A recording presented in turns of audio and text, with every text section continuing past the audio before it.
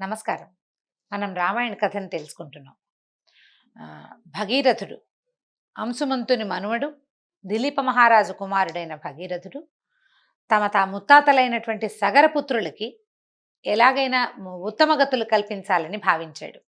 గజం కేవలం 4,500 రూపాయలతో 165 గజాల భూమి కేవలం 8 లక్షలు మాత్రమే. తాత తండ్రుల వల్ల కాని ప్రయత్నం తను చేయదలుచుకున్నాడు. ఈయన ఏం చేశాడు? భగీరథుడు గంగానదిని భూలోకానికి, అక్కడి నుంచి పాతాళానికి తీసుకురావడానికి తపస్సే ఉత్తమ మార్గం అని భావించి రాజభారానంతా మంత్రులకు అప్పచెప్పి తపస్సు చేయటానికి వెళ్ళిపోయాడు. చుట్టూతా 4 వైపుల అగ్ని, మండే ఎండాకాలంలో 4 వైపులా అగ్ని రగిల్చుకుని తను సూర్యుడి ముఖంగా తూర్పు ముఖంగా నిలబడి, సూర్యుడికి ఎదురుగుండా నిలబడి తపస్సు చేశాడు చాలా కాలం. తర్వాత నెలకొక్క పర్యాయమే ఆహారం తినేవాడు. ఇట్లా వేల సంవత్సరాల పాటు కఠోరమైన దీక్షని అవలంబించి తపస్సు చేయగా చేయగా చేయగా చేయగా బ్రహ్మదేవుడు ప్రత్యక్షమయ్యాడు. అయితే ఈయన భగీరథుడు ఏమడిగాడంటే, నా యందు దయచూడు విధాత, సగరపుత్రులందరికీ గంగాజలాలతో నాతో తర్పణం చేయించు, నా పితామహులందరికీ స్వర్గప్రాప్తిని కలిగించు. నా పితామహులు అంటే ఇతను ముత్తాతలు కదా, తాతగారి బాబాయిలు ముత్తాతలు, వాళ్ళకి ఉత్తమ గతులు పొందేందుకు అవకాశాన్ని ఇవ్వమని కోరుకున్నాడు. తర్వాత రెండోది ఏమిటి, నాకు సంతానం లేదు, సంతానం లేకపోతే ఇక్ష్వాకు వంశం ఆగిపోతుంది, కాబట్టి నాకు సంతాన ప్రాప్తిని కలిగించి ఇక్ష్వాకు వంశం ఆగిపోనివ్వకుండా చూడు అని అడిగాడు. సరే, భగీరథుడు ఈయన కోరుకున్న ఈ 2 కోరికల్ని బ్రహ్మదేవుడు ఒప్పుకున్నాడు. 2 సమంజసమైన కోరికలే నాయన, నీ కోరికలు 2 సిద్ధిస్తాయి, నీకు మంగళం అవుతుంది. హిమవంతుని పెద్ద కుమార్తె అయినటువంటి గంగానది స్వర్గం నుంచి భూలోకానికి బయలుదేరేటప్పుడు ఆమె వేగాన్ని నియంత్రించటం శివభగవానుడి వల్ల మాత్రమే అవుతుంది. పరమేశ్వరుడే ఆమెను వేగాన్ని నియంత్రించగలదు. ఆ వేగాన్ని భూమి భరించలేదు, ఆకాశం పైనుంచి కిందకి పడుతుంది కదా, అది మోయలేదు. కాబట్టి నువ్వు వెళ్ళి గంగని భరించమని శివుణ్ణి ప్రార్థించు, ఆయన దగ్గర వరాన్ని పొందు అని చెప్పాడు. గంగా నది కూడా ఒప్పుకుంది రావడానికి, భూలోకానికి రావడానికి గంగకు అభ్యంతరం లేదు. బ్రహ్మదేవుడు గంగని కూడా ఒప్పించాడు, నువ్వు రావాలి, నీ వేగాన్ని భరించేందుకు శివుణ్ణి గురించి తపస్సు చేస్తాడు భగీరథుడు అని చెప్పాడు. చెప్పేసరికల్లా గంగా ఒప్పుకుంది. దేవతలంతా సరే సరే అనుకున్నారు. తమ దగ్గరున్న గంగానదిని ఇలా తపస్సు చేసినటువంటి భగీరథుని కోరిక ప్రకారం, బ్రహ్మదేవుని ఆజ్ఞ ప్రకారం భూలోకానికి పంపడానికి వాళ్ళకి ఎటువంటి అభ్యంతరము లేదు. ఆమెను భరించేవాడు కావాలి. దాంతో ఈయన ఏం చేశాడు, బ్రహ్మ అంతర్ధానమైన తర్వాత భగీరథుడు మళ్ళీ తపస్సు ప్రారంభించాడు. ఒంటికాల మీద తపస్సు అని వింటుంటాం మనం. ఒంటికాల మీద తపస్సు చేయటం అంటే అనుకున్నది దిగొచ్చేదాకా ఆక్కపోవటం అన్నమాట. ఆ వాక్యం అలాగే పుట్టింది. ఇతను కాలి బొటన వేలు మీద నిలబడి తపస్సు చేశాడట బ్రహ్మదేవుడు. తపస్సును తీవ్రతరం చేశాడు. 1 సంవత్సరం పాటు తీవ్రమైన తపస్సు చేయగా చేయగా పరమేశ్వరుడు ప్రత్యక్షమయ్యాడు. ఈయన అడిగాడు, ఏం కావాలి, నరశ్రేష్ఠుడివి నువ్వు, నీకేం కావాలో కోరుకోమన్నాడు. అంటే ఈయన ఏం చెప్పాడు, గంగానదిని ఇలా ఈ రకంగా భరించాలి, మా తాతలకి ముత్తాతలకి ఉత్తమగతులు కల్పించాలి, గంగని తెచ్చుకోవాలి, కాబట్టి ఆమెని నీ శిరస్సు మీద భరించి అక్కడి నుంచి నాకు భూలోకానికి వదిలిపెట్టమన్నాడు. సరేనని పరమేశ్వరుడు ఒప్పుకున్నాడు. ఒప్పుకునేసరికల్లా ఒప్పుకుని ఏం చేశాడు, పరమేశ్వరుడి జటాజూటం ఎలా ఉంటుందంటే హిమవత్ పర్వత శిఖరాలు వాటితో పోలి ఉండేటువంటి అద్భుతమైన జటాజూటం అనమాట అది. శివుని శిరస్సు మీద వాలిన గంగ భూమి మీదకి ప్రవేశిస్తుందని భావించారు. అయితే ఈ గంగా నది తనతో పాటు శివుణ్ణి కూడా భూలోకానికి లాక్కొచ్చేద్దాం అనుకుంది. ఈ ప్రవాహ వేగంతో శివుణ్ణి కూడా లాగేయాలని భావించి ఏం చేసింది, ప్రవాహ వేగాన్ని పెంచి శివుడు తనతో పాటు భూమికి ఆ తర్వాత పాతాళానికి కొట్టుకుపోయేంత ఉధృతితోటి ప్రవహించింది. అయితే భగవంతుడైన పరమేశ్వరుడు ఆమె ఉద్దేశాన్ని, ఆమె దురాలోచనని, అంటే ఆమెకు కలిగిన ఈ కొంటె ఆలోచనని తెలుసుకున్నాడు. తెలుసుకొని ఏం చేశాడు, ఆమె గర్వాన్ని అణచాలని భావించి తన శిరస్సు మీద పడిన గంగని జటాజూటంతో బంధించేశాడు. ఎంత ప్రయత్నించినా గంగ అందులోంచి బయటపడలేకపోయింది, ఆమె వల్ల కాలేదు. ఇక్కడ ఈ కింద నిలబడి ఉండి, అంటే ఆమె కోసం వేచి ఉన్నటువంటి భగీరథుడు ఎన్ని సంవత్సరాలు గడిచినా గంగ రాకపోవడంతో ఆశ్చర్యపోయాడు. నేను గంగని ప్రార్థించాను, బ్రహ్మదేవుని ప్రార్థించాను, దేవతలను ప్రార్థించాను, వీళ్ళంతా ఒప్పుకున్నారు, శివుడు కూడా ఒప్పుకున్నాడు ఆమెను భరించడానికి. అయినా కూడా ఈ గంగానది కిందకి రాకపోవటంతో ఈయన మళ్ళీ శివుడి కోసం తపస్సు చేయటం మొదలుపెట్టాడు. ఇతను భగీరథుడు తపస్సు చేస్తే ఈ పరమేశ్వరుడు ఇతని యందు ప్రసన్నుడై ఏం చేశాడంటే గంగని ఒక పాయ విడిచి వదిలిపెట్టాడు. మొత్తం శిరసంతా సిగంతా విడదీసి వదిలిపెట్టల, ఒక్క పాయ తీసి వదిలిపెట్టాడు. ఇన్నాళ్ళు బంధితురాలైపోయి ఉన్న గంగ తన దుష్ప్రవర్తనకి తనే సిగ్గుబడి పరమేశ్వరుని లాగే ఆలోచన మానుకుని ఆ శివుడు వదిలిన పాయ నుంచి 7 పాయలుగా భూమి మీదకి ప్రవహించిందట. ఈ 7 పాయలు ఎక్కడ పడ్డాయి? వీటిలలో 3 హ్లాదిని, పావని, నళిని అనే పేర్లతోటి తూర్పు దిక్కుగా ప్రవహించాయి. మిగిలిన 3 సుచక్షువు, సీత, సింధు అనే పేర్లతోటి పశ్చిమ దిశగా ప్రయాణం చేశాయి. అయితే ఒక పాయ భగీరథుని వెంట పాతాళానికి పరిగెత్తింది, భగీరథుని వెనకాల వెళ్ళిందనమాట. ఈ విధంగా గంగ ఆకాశం నుంచి శివుని శిరస్సు పైకి, శంభుని శిరస్సు నుంచి హిమాలయ పర్వతాలపైకి, అక్కడి నుంచి భూమి మీదకి, భూమి మీద నుంచి పాతాళంలోకి తీవ్రమైన శబ్దాలు చేసుకుంటూ ప్రవహించింది. అంటే ఇప్పుడు హిమాలయాల్లోకి ప్రస్తావన చెప్పలేదు కదా అనిపిస్తుంది.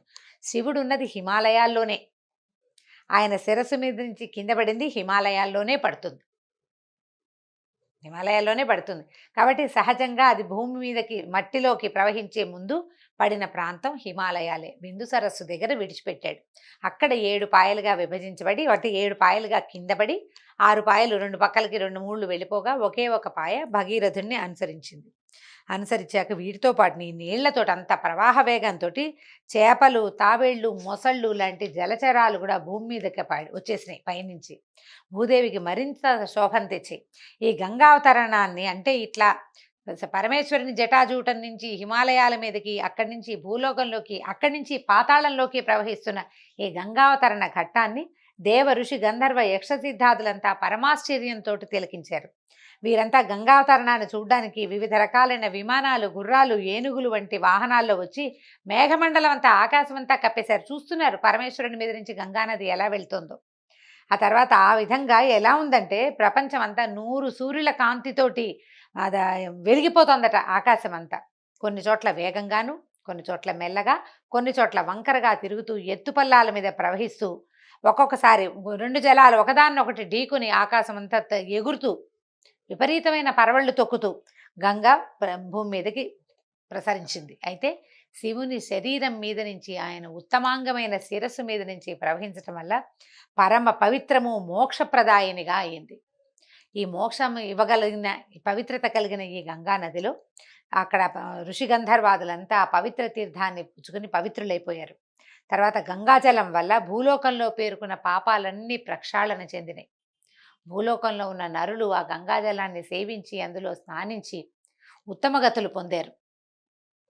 తర్వాత ఈ హిమాలయాల్లోంచి ప్రవహించడం వల్ల గంగకి ఔషధ సిద్ధి కూడా లభించింది. ఎందుకంటే హిమాలయాలు పరమ ఔషధులకి నిలయం. హిమాలయాలు గైరికాది ధాతువులు, ఆ తర్వాత ఔషధులు, తర్వాత ఏమో ఈ బంగారము, వెండి మొదలైనటువంటి ధాతువులన్నీ పుట్టిన ప్రాంతం అవటం వల్ల వాటి మీద నుంచి ప్రవహిస్తూ వచ్చినటువంటి గంగకి ఎన్నో ఔషధ గుణాలు కూడా లభించినాయి. శాశ్వతంగా ఆ ఔషధ గుణాలకి నిలయమైపోయింది గంగాజలం. ఆ తర్వాత భగీరథుడు ముందుకెళ్తుంటే గంగానది ఆయన అనుసరించుకుంటూ పోయింది. జలచరాలే కాకుండా ఇంకా ఎంతమందోట చూడండి, ఋషి, దైత్య, దానవ, రాక్షస, గంధర్వ, యక్ష, కిన్నరాది దేవగణాలంతా కూడా గంగానదిని అనుసరిస్తూ బయలుదేరారట, వెళ్ళారు వెనకాల. భగీరథుడు ఏ దిశలో వెళ్తే ఆ దిశలో వెళ్ళిపోయింది గంగ. అయితే వెళ్తుంటే మధ్యలో జన్హు మహర్షి ఆశ్రమం వచ్చింది. రథం మీద వెళ్ళేవాడు ఆశ్రమ వాటికలో దేన్ని తగలకుండా పక్కకి తప్పించుకుని తీసుకెళ్తాడు. ప్రవాహంగా వచ్చే జలం ఎలా పక్కకి పోతుంది? ప్రవాహానికి లక్షణం ఏమిటి? తనతో పాటు తను దేనికి తగిలితే దాన్ని తనతో పాటు లాక్కుపోవటమే. ఈ జన్హు మహర్షి ఆశ్రమంలో ఉన్నటువంటి యజ్ఞవాటిక కూడా కొట్టుకుపోయే పరిస్థితి వచ్చింది. కోపిష్టివాడైనటువంటి, అంటే కోపగించినటువంటి జన్హు మహర్షి ఈ లోపలికి వచ్చిన గంగాజలం మొత్తాన్ని ఒక్క గుక్కలో తాగేశాడట, మింగేసేసరికల్లా ఈ దేవతలు వీళ్ళంతా అయ్యో ఇప్పుడు ఏది గంగ? పాతాళంలోకి వెళ్ళవలసిన గంగ జన్హు మహర్షి గర్భంలోకి చేరిపోయింది. దాంతో భగీరథుడు, దేవతలు, ఋషులు పరమశ్రేష్ఠుడైన ఈ జన్హు మహర్షిని పూజించారు, బతిమలాడారనమాట.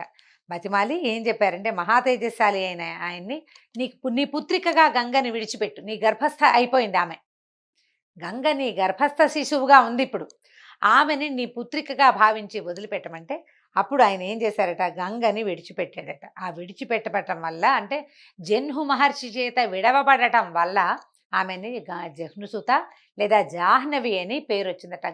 గంగానది పేరు జాహ్నవి. ఎందుకంటే జన్హు మహర్షి ఆమెను మింగేసి మళ్ళీ వదిలిపెట్టాడు. గంగ మొత్తం జలాన్ని స్వీకరించి మళ్ళీ ఆ నీటిని వదిలిపెట్టడం వల్లే ఆమె జాహ్నవి అయిందనమాట. అట్లా అక్కడి నుంచి బయలుదేరి భగీరథుని వెంట బయలుదేరి సముద్రంలో చేరి మొదట ప్రవేశించి అక్కడి నుంచి పాతాళానికి వెళ్ళిపోయింది. సగరుని యొక్క కుమారులు తవ్వటం వల్లే ఈ సముద్రానికి సాగరము అని పేరు వచ్చింది. అత్యంత లోతైనదనమాట. దాని మిట్టపల్లాలు తెలియవు. వాళ్ళు ఎక్కడెక్కడో పెద్ద పెద్దగా తవ్వేశారు. ఆ తవ్వేసిన చోట అగాధంలాగా ఉంటుందన్నమాట. ఆ ద్వారాల గుండా వాటి గుండా పాతాళంలోకి ప్రవేశించింది. ఈ ప్రవేశించినటువంటి స్వర్గంగా పాతాళంలో ఉన్నటువంటి సగరపుత్రుల యొక్క బూడిద రాసుల మీద ఎక్కడైతే ఈ భస్మరాసులుగా మారిపోయారో ఈ 60,000 మంది వాళ్ళ మీదుగా ప్రవహించి వాళ్ళందరి పాపాలు నశింపజేసింది. వాళ్ళకి ఉత్తమ గతులు కలిగినాయి. ఆ కిందకి వెళ్ళినటువంటి గంగానది జలంతో భగీరథుడు తను ఇది చేసుకుని తన తాత తండ్రులకి నీరు ఇచ్చే వదిలిపెట్టాడనమాట.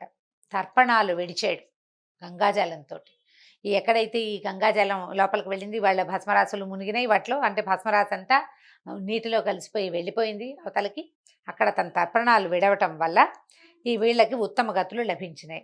రాజర్షి అయిన భగీరథుడు ఎంతో పట్టుదలతోటి అనేక కష్ట నష్టాలని ఎదుర్కొని కొన్ని వేల సంవత్సరాల పాటు తీవ్రమైన తపస్సు చేసి తన తాత తండ్రులకి వచ్చిన దుర్గతిని పోగొట్టాలని, తన వంశంలో అందరూ ఉత్తమ గతులు పొందారన్న ఖ్యాతిని పొందటం కోసం అత్యంత ప్రయత్నం, భగీరథ ప్రయత్నం చేసి ఇలాగా స్వర్గంలో ఉండవలసిన గంగానదిని భూలోకానికి తదనంతరం పాతాళానికి నిత్యము సాగర ప్రవేశం చేసేలాగా ఏర్పరిచి పెట్టాడనమాట.